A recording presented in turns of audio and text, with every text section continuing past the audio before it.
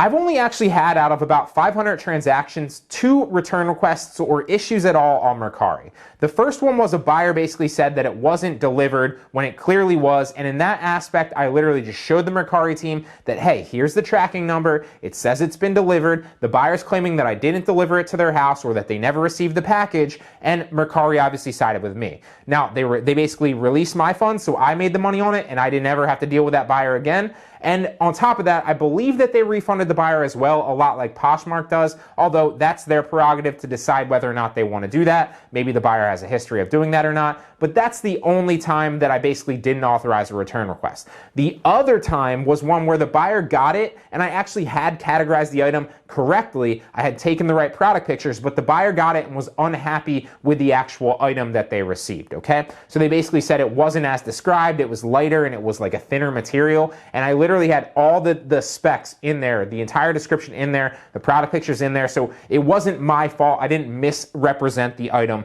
in the listing, okay?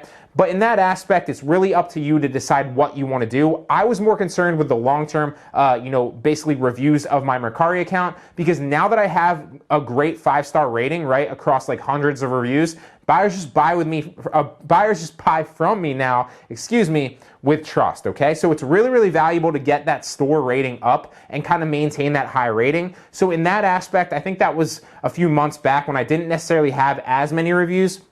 So I just went ahead and I was like, I'll refund your purchase. You can just keep the item. It's fine. Because I wanted to maintain a happy customer and I didn't want to get a 1-star review for like a $10 profit margin, okay? So you got to make that judgment call for yourself, because on Mercari, obviously the buyers can see the ratings and your store rating goes a long way to actually sell more for you in the future.